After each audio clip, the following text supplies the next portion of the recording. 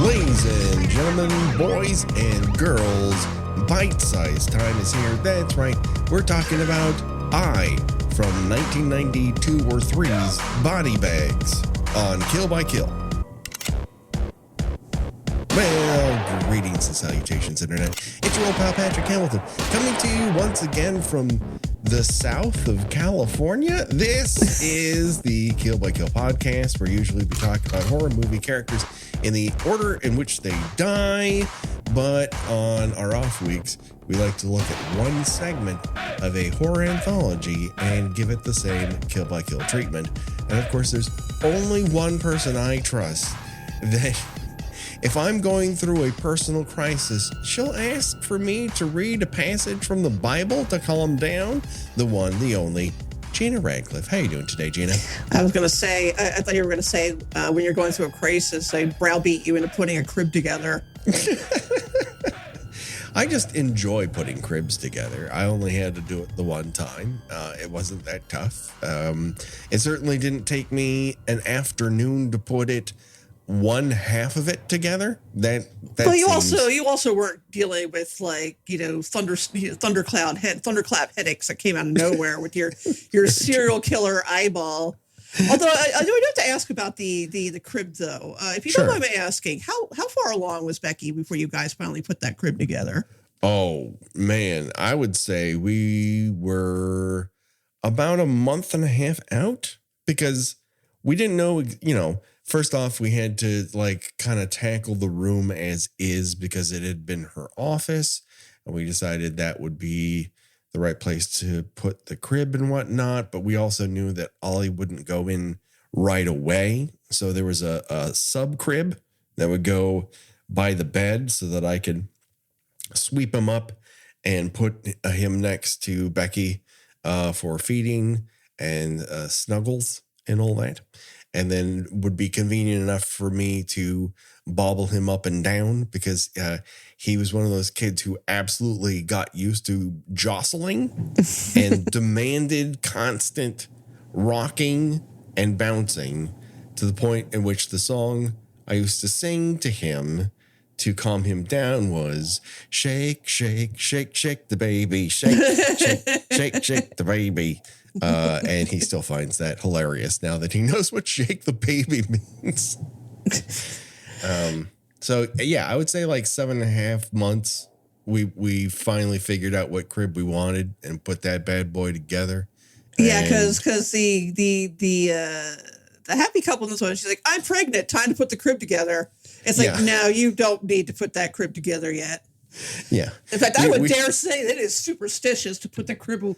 I am superstitious to say you don't put the crib together that early on. Yes, I think the only reason I'm sure they're conveying an element of they've been trying to have a baby for a long time, so this is very prescient. So they're trying to, really get things going, and also they really want to make the illusion that Mark Hamill is behind jail bars at one point and gets his cigarette put out on his forehead by mommy with a fisheye lens. Here's the deal. So a bit of backstory here on Body Bags. There's 3 stories in Body Bags, 2 by John Carpenter, directed by John Carpenter, 1 directed by Tobe Hooper. And since last week, in terms of the audience's experience, we talked about a Tobe Hooper movie, I thought it would be fun to talk about another Tobe Hooper joint, as it were. And here you get to see what Tobe Hooper can do on TV money, as a couple decades past Salem's Lot, which we've talked about quite a bit. Yeah, I actually forgot this was a Tobe Hooper. Yes, and because it's very John Carpenter forward, but he kind of felt like, well, I can take on 2 of these things, but I don't really want to do 3 of them. Some of the backstory from this. This was a script that was an anthology by 2 writers. They put it together. And John Carpenter's wife, who's his producing partner, shopped it around town. Showtime picked it up and said, why don't you make this as an anthology movie for our cable channel, and gave them an okayish budget. But of course, they're splitting it up between 3 different productions. So they're calling in a lot of favors. You'll notice a lot of cameos from people throughout this thing. And the other element to it is that when they delivered the finished product, Showtime said, this is great, make it a series, but also we're going to cut your budget in half and you're going to film it in Canada. And John Carpenter said, fuck all y'all. It's like, no, I'm not going to do either of those things. Yeah, you're not getting me to Canada on a regular basis to do something for half the price of what I already did. It was okay time for me, but this isn't, I'm making movies at the time. I don't need to take time out of my busy schedule to do this. This was like a hole filler for me. And so we walked away, and Showtime put it on the air, and and then they put it on home video. Where it kind of gained a reputation as a fun time, because it's 3 very different types of short stories. You have a very typical urban legend opener. You have a very comedic one in the middle about a alien hairpiece. I was going to say, you got two very different approaches to body horror. Yes. Yes, absolutely. And Tobe Hooper here is playing it primarily straight. Oh yeah. There's not a lot of tongue in cheek going on here. He's kind of giving you a little bit of a Tobe Hooper fest. What I think does the most damage to the eye in reference to its time period is it comes after Eric Red's Body Parts, which is a much more gonzo affair in every single way. Certainly Eric Red, very influenced by Tobe Hooper's sort of aesthetic, but he loves it with a even glossier finish on it. And Body Parts is gonzo. It is out to lunch from the word go. And here it's like, oops, there's a rainstorm and I'm reaching for the traveling Wilburys. I hit a pole. It's not exactly on the same level. I mean, he does have like an entire piece of glass from whence I don't know where it came from. Yes. Jammed in his eye. Yes. That is top notch. But in terms of car crash technology, Body Parts has this one dead to rights when it comes to that. Well, yes, yeah. So why don't we get into it here? Of course, we're going to meet Brent. He is a minor league player in the streets and a major league player in the sheets. If you want to see Mark Hamill do his best Ned Flanders impersonation, it's right here, baby. Yeah, he's got quite a hinder, and you see every angle of it. You really get to notice all the crevices, what's doing back there, what that booty do. I was just talking about his mustache. Oh, that's very true. But it's also the butt. It's both a mustache and butt performance from Hamill. Yeah, there's definitely some stupid sexy Hamill going on there. And which is also kind of odd, because we have once upon a time talked about Sleepwalkers, where I think he looks really hot. I've come out on the record that Mark Hamill in Sleepwalkers is... Well, this would have been about the same time. And I think again, he had the whole just the mustache. Yes. And it is working for him. Brent is as I said, a minor league baseball player, but everyone is telling him that he could be called up to the big show any day now. Charles Napier is all up in his face, which is interesting because he's like 35. Right. Yeah. It's like I think you're being kicked up to the major league days might be kind of already past. Brent. Yes, I think they're often thinking of him as like a one season wonder, a sort of they need a pinch hitter in the American League, sort of coming up from the minors, which happens every once in a while. It's not crazy, but it's also like he views it as very unlikely. His exact quote is, "Something always happens." And so Brent calls his wife from the locker room. His wife is Twiggy. And Gina, I would love some backstory on how these two met.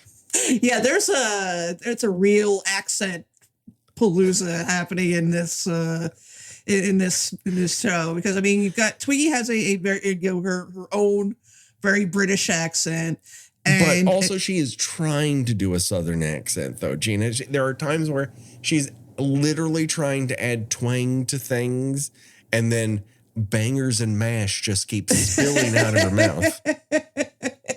Well, I mean, Mark Hamill's not doing much better in the Southern accent department. God love him. Mm-hmm. But there really aren't that many American actors who can do a good Southern accent that aren't actually from the South. Yeah, I wonder after the first day why they said, let's keep the accents up. Let's make him Southern.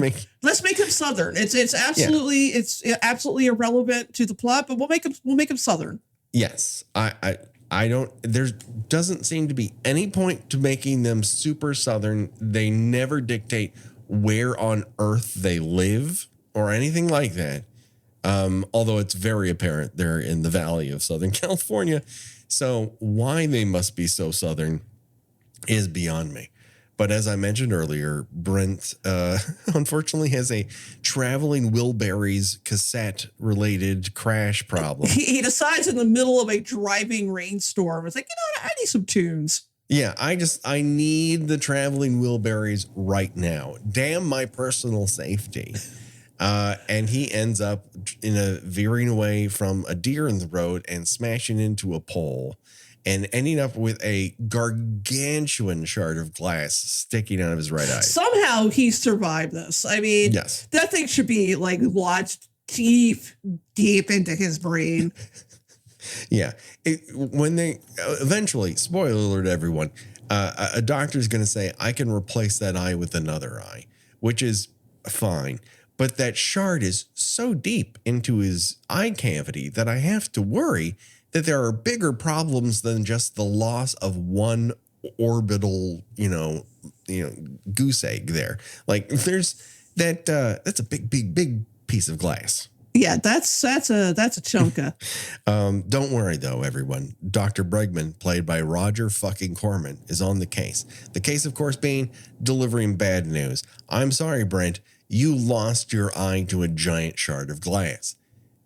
Here's the good news. You got Dr. Lang, played by an extremely rickety John Agar, who believes that he knows how to transplant a donor eye into Brent. And Brent's like, well, what happens if it doesn't work? And he's like, you'd be no better off. Like you have one eye now. I could possibly give you two, but if it doesn't work, you got the same one you got now. And it's like, why not? There's a lot of corn pone embedded into Hamill's performance. It's about starting 10 minutes in. It just really gets in there. And he's very like, and I think it's honestly to emphasize more the juxtaposition between his normal self and when the spirit, I guess, of this guy where he got his eye from takes over. Yeah. Because before he's like, oh gosh, golly, hon, I sure do love you. And then basically forcing himself on her and like biting her. Yes. I think it probably would have been better in reverse, with Hamill not having an accent and then the accent bursting forth in the yelly moments. I think that would have worked better. Whereas I don't think there's any fix for what Twiggy is doing. Because for her attempt at a Southern accent is about as convincing as the very true fact that the United Kingdom's national dish is chicken tikka masala, a dish obviously invented somewhere in, Derry or, Manchester, a very British meal, chicken tikka masala. This is astoundingly a bad idea in Twiggy's direction. Yeah, and I don't know if that was something she elected to do herself, or if this was she was told, well, he's Southern, you have to be Southern too. Like, well, no, not necessarily. No, but and listen, I think her just speaking in whatever Twiggy's normal British cadence is and just leaving that unexplained, or that she moved to America and she fell in love with a baseball guy, that would have been fine, because I never would have had to worry about Twiggy's accent coming and going. It just would have been her accent. Whereas here, she not only has this phony ass Sheriff Lobo style accent, but they have dressed her in clothes that give the impression that she is on a little house that happens to be on the prairie. Yeah, I guess, like, they're supposed to be Christians because they have a Bible right on the bedside table. Yes. Which is exactly where you want the Bible to be, where you make love with your spouse. Yes. And at various points, they are shown reaching out and touching the Bible as if it is home base, and it makes them safe to touch it. And if they're not touching it, they could be out. Is it a baseball thing?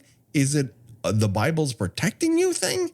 I truly do not understand. It's sort of it's kind of half-assed, honestly, attempt at developing these characters, but you don't actually get right away that they're Christians. You just kind of get that from the sort of frumpy way that she dresses, and that they have this Bible just, sitting out on their bedside table, and that when he starts, having these like fearsome headaches, she's like, not acting like himself. She's like, well, have you tried reading the Bible? No, I've not tried that. No, I think if you have a headache in the near future, you should consider simply reading the Bible. Have you considered reading the tiny text of a Bible? You with the eye transplant, squint real hard and get into the lowercase fonts of the Bible. I mean, you can at least buy like the Bible on audiobook or something. Just get it on a reel-to-reel and play it on a fucking loop. I know that Twiggy, and I hate to bang on her as much as I am, but there's not much going on here. It's a two-hander for the most part. I know she's never been formally trained as an actress, but I feel like act like you've just woken up is an assignment most people would be able to handle. And yet, when Twiggy is woken up on a couch, she awakens as if, me? I need to be awake? And you're like, we can do a take two. That's not working. Maybe they didn't have a monitor. Maybe they didn't see it till the next day. We're on film here. I don't know what the situation is, but it's not great. He gets this eye transplant, and the doctor's like, oh, well, we can give you a contact lens so your eye color matches. I'd be like, fuck that. I want to do a David Bowie thing and just have two different colored eyes. That's rad as hell. But he gets this miraculous surgery, has no scarring around his eye socket to speak of, but like he comes home and Twiggy's gonna like, I don't know. Ooh. Yeah. She's like repulsed by him, honestly. I used to like your face, but now it's off center. And it does not help that I know what they're going for here. That is, no one particular contact lens could ever truly replicate what your eye is on the other side. So even the contact lens is disquieting to look at in terms of how his eyes are supposed to look. Yeah, it's just it's just funny that like she's just like, yeah. I mean, can we have the eye? Can you put the eye patch on, please? It's like when you're trying to hang pictures in a room and the person hanging the picture is too close, and the person who's looking at it in terms of the room might not always have a good sense of balance or where things are supposed to land. And between the two of you, you fuck up, all those pictures that they're all hanging on different levels. And you're like, this room just looks wrong. That's now Mark Hamill's face. All his pictures are hung wrong. But it also does not help that, as Gina mentioned earlier, he's having premonition headaches. And when murderous rage is just constantly crossing his face, that to me says something's gone wrong with this surgery. But no one seems to think that that's a problem necessarily. Yeah. Dr. John Agar's like, oh, that'll go away in a couple days. That should lessen. With the feeling of the ice pick slowly pushing into your brain over the next 6 to 7 years, that will fade. And so Brent's like, what are you going to do? I really want to be a baseball player. And so Mark Hamill and Twiggy head to their very lovely home in what looks like the same neighborhood as E.T. and Poltergeist, but this is actually farther out in the valley in Woodland Hills.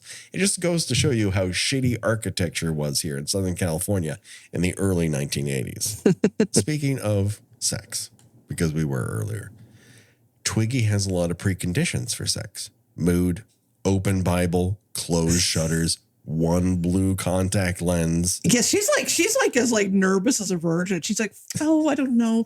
Oh, we have to leave. Can we turn the light off? I'm close to shades. She's like almost 40. and and she's just like fretting over the idea of, having sex with her husband. Yes, who is miraculously alive when he could have easily been dead. So there's like a lot to, I understand, his murder eye might not exactly set the mood 24/7. She doesn't know it's a murder eye yet. But it kind of looks like a murder eye right away. Yeah, I guess he's got like that, the red ring around it. But still, Jesus, turn the light out then if it bothers you that much. Yeah, you put on an eye patch. That's sexy. Everyone wants to have sex with a pirate. It's great. Except her. Because her floral prints just project prude all the time.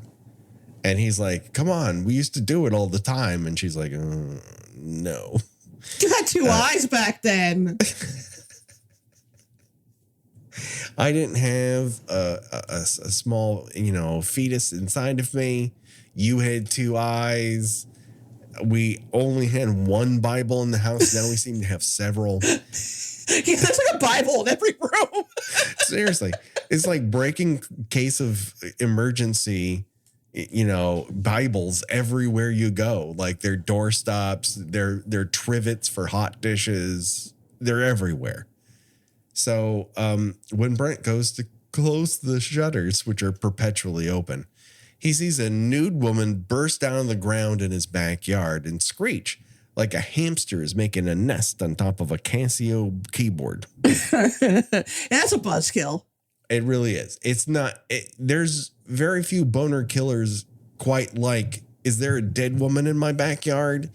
And this is one of Mark Hamill's first initial I'm freaking out on camera sequences, because we're building up on the Hooper scale, right? And I'd say this is a 4 at this point. When he learns he only has one eye, he's at about a 2. But here he's doubled up, right? And he just like, I can't have sex right now. My brain is killing me. Let's go to sleep while you continuously massage my temples. That is not going to work. Listen, I love Becky very much. And sure, 1 or 2 nights of me massaging her temples all night long, I would do. Right around the 3rd night, though, that's when I start to go, let's see about a medication or something. Honey, my arms hurt.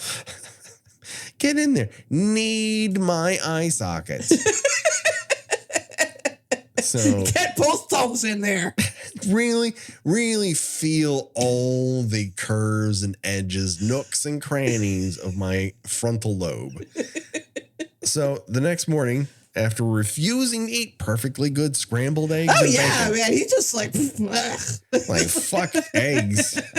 Really? Those look like some goddamn good eggs. Yeah, I was like, what, am I going to make scrambled eggs for dinner? I might. I'm here alone. But he's like, ooh, get this out. So he pushes it all down the garbage disposal. And then he has another premonition flash. and there's just a bloody hand spinning around in the garbage disposal. Whee! Like, need a hand with those dishes?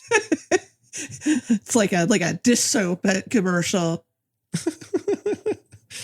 When Brent finally gets going on that backyard, and it's one of those sequences where he's just like wrapping that neon green string around little posts he's hammering into the dirt. And I'm like, do we have a Silvio Pepe situation here? Is he making a maze? Are we going to pull away and it's like a crazy maze that's a clue? No, he just like digs a couple inches underneath the dirt and immediately finds feet. And he's like, that shouldn't be there. Right. But I mean, obviously he bought this house from a, right-wing commentator because they all have nude ladies buried inches below the surface in their backyards. So Hamill is really starting to commit at this point because he screeches from the backyard and goes all the way upstairs to that window again. And I'd say at this point, he's at a 6 on the Hooper scale. He's committing. Like, the only thing missing for him is John Lovitz in the background yelling, acting! He's going for it. Yeah, we're in full sweat mode now. He's creating his own temperature, and he's turned it all the way to boggy. Twiggy, meanwhile, comes home from whatever workplace allows her to dress in a violet curtain. And Brent's all... I was going to say designer of fashionable sacks. Very true. And Brent's all happy all of a sudden. He's like, hey, guess what? I put together half of this crib. And she's like, why not put it together all the way? And he goes, sure, easy. And so he gets in the middle of it like he's in a Devo music video, and he immediately has a premonition headache of a 50s housewife putting a cigarette out on his forehead. It reminds me of, remember the Mel Brooks movie High Anxiety? Yes. Remember when he has a flashback of when he's a baby and it's just Mel Brooks in like a baby bonnet? Yes. he gets so upset that like he like knocks his high chair over, and that's why he's afraid of heights now. Yes, you're right. Yes. It kind of reminded me of that. Could we cover High Anxiety on the show? I feel like maybe we haven't done it. I mean, the only other parody we've done is Student Bodies, right? Right. Yeah, yes. Sure. We haven't done we haven't done any Hitchcock. No, we haven't done any Hitchcock. And certainly we should probably get to Psycho at a certain point. It seems wild that we haven't, but we're only 7 years into this. We can't cover. There's so much content out there. Yes, so much content. That's how I'm sure Mr. Hitchcock would love us to refer to his movies. Content.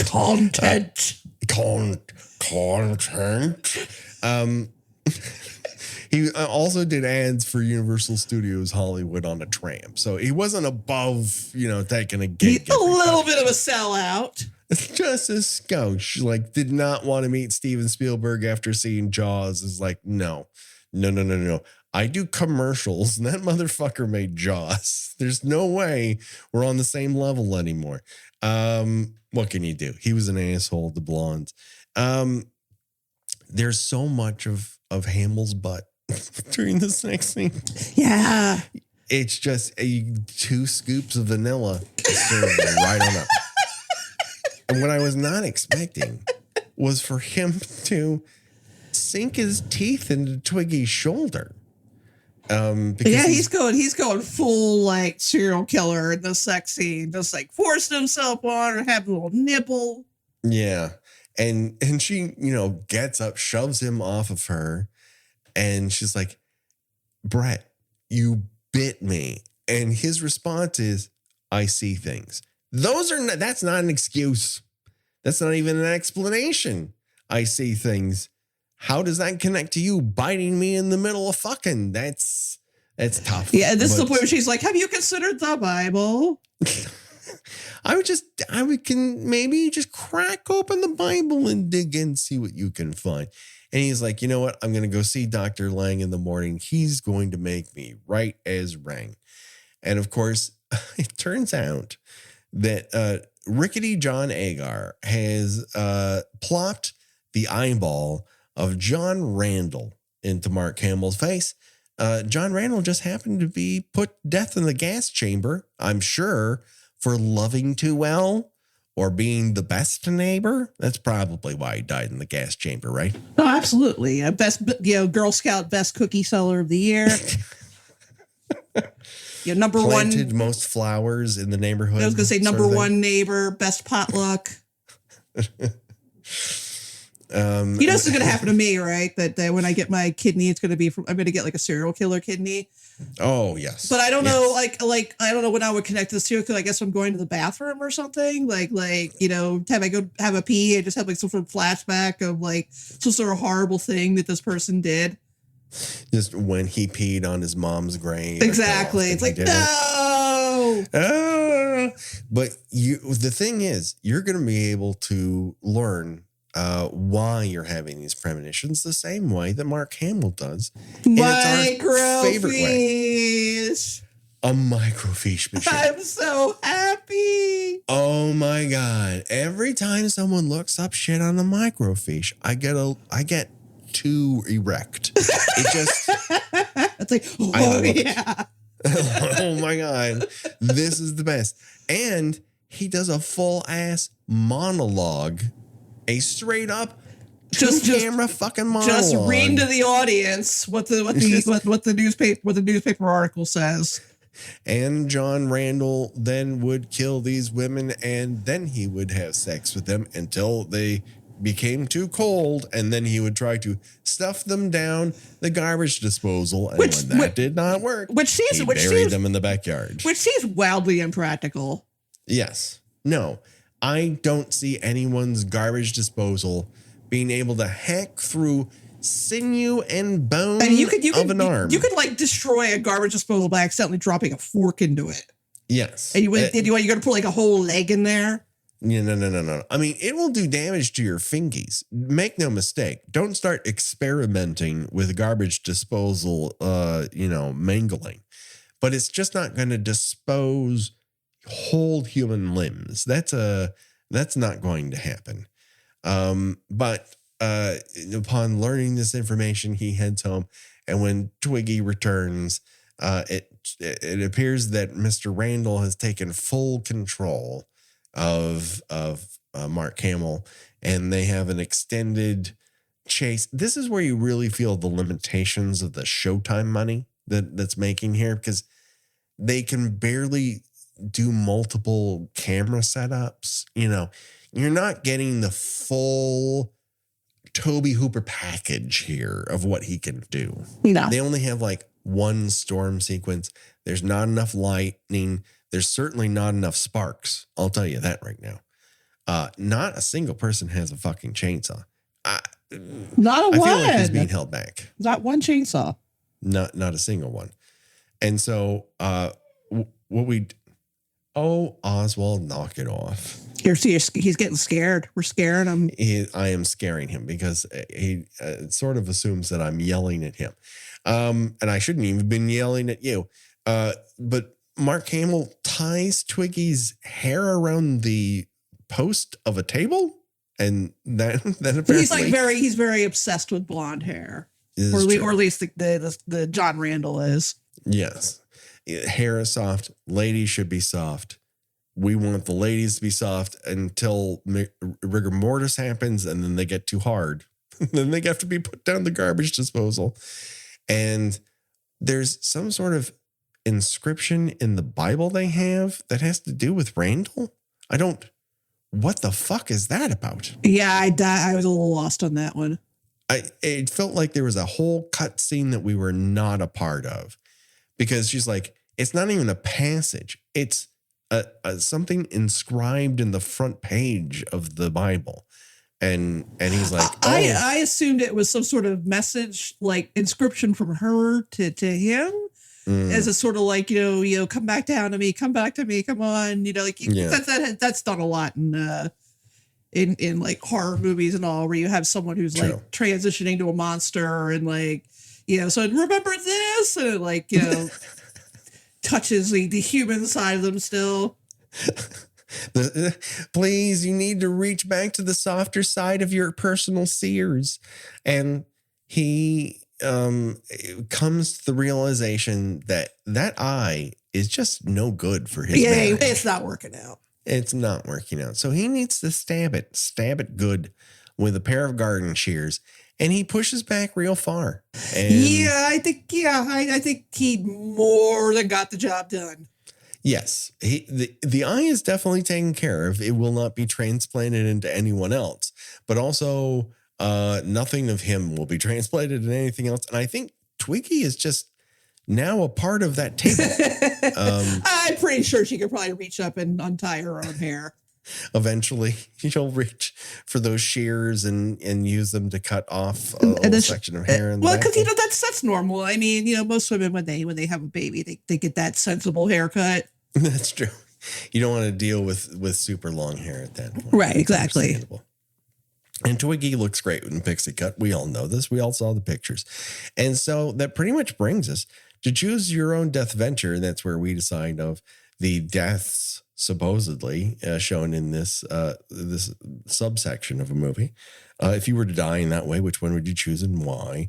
So I guess your choices are be bitten, killed, have your hair tied to a table, you get sexually molested after death, parts of you get ground up, but not enough, because then the rest of you has to be buried in the backyard, or just shove some garden shears into your eye. Which one do you choose, Gina? Gosh, I'm not. I mentioned before, I've never been a fan of just the mustache, but I do think Mark Hamill looks really good here, and yeah. I agree with you. So I would not mind looking that good right before my death. So honestly, I'll take the garden shears to the eye. It looks like he dies almost instantly because the back end, the business end of that shears really hits some. He just collapses as soon as he does it. Yeah. I think that's the way to go. So that just about does it. Josh Hollis does all of our artwork. Revenge Body does our music. Go to revengebodymemphis@bandcamp.com for this remix and all our other themes. Gina, where can people find you on these here internet? I write about television and movies at thespool.net. I have a Substack. It's GinaWatchesThings.substack.com, and I'm on Blue Sky and Instagram under Gina Does Things. Do today. People, check it out. You can find us on all of the socials. We're still out there. The Twitter remains. Today, a real person actually followed me on Twitter. That would be the first person in, I think, 3 months. I think the last person was Jordan Morris. And then it was just all porn bots until now, which is great. Wait, hold on. Elon solved the bot problem. Didn't you know?